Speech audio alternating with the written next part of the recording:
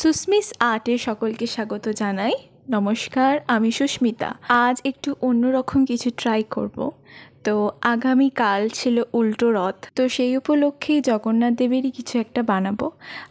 রথযাত্রার দিন একটা শান্তিনিকেতনী আলপনা তোমাদের সাথে শেয়ার করেছিলাম, তাই ভাবলাম যে অন্যরকম কিছু করা যায়। তো দেখলাম অনেকেই এইভাবে জগন্নাথ দেবের ফেসের উপর লিপন আর্ট ট্রাই করেছে, কিন্তু প্রবলেমটা হলো আমার কাছে কোনো MDF বোর্ড নেই।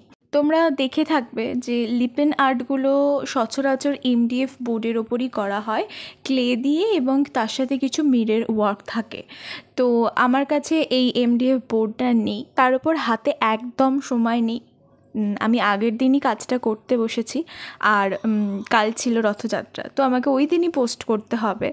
কি করা যাবে? তো দেখলাম যে আমার কাছে অনেকগুলো কার্ডবোর্ড রয়েছে, কিন্তু কার্ডবোর্ডটা তো শুধু দিলে হবে না। কার্ডবোর্ডের যে উপর যে টেক্সচারটা, তার উপর কালার করলে মানে আউটকামটা খুব সুন্দর বা ফিনিশিংটা ভালো আসবে না।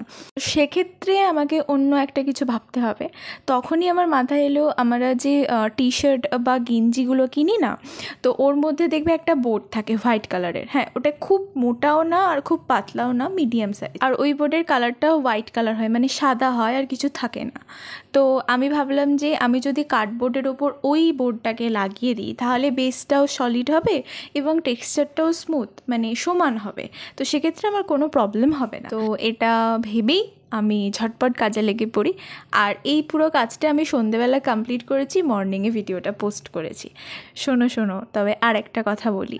তো গত বছর রথের দিন আমি জগন্নাথ দেবের একটা ছবি, আমি মানে হচ্ছে ফেসটা ড্র করে তার উপর কিছু কলকা করেছিলাম। ওটা প্রবাবলি আমার চ্যানেলের সেকেন্ড অথবা থার্ড ভিডিও ছিল। তো এটা কাজটা করতে করতে আমার মনে পড়ে গেল যে আমরা প্রায় 1 বছর হতে যায় আমাদের পথ চলা। প্রায় নয়, আজকের দিনেই আমি আমার চ্যানেলটা ওপেন করেছিলাম 6 জুলাই 2024। তো 1 বছর হয়ে গেল, আমি 1 বছর ধরে ভিডিও পোস্ট করে যাচ্ছি।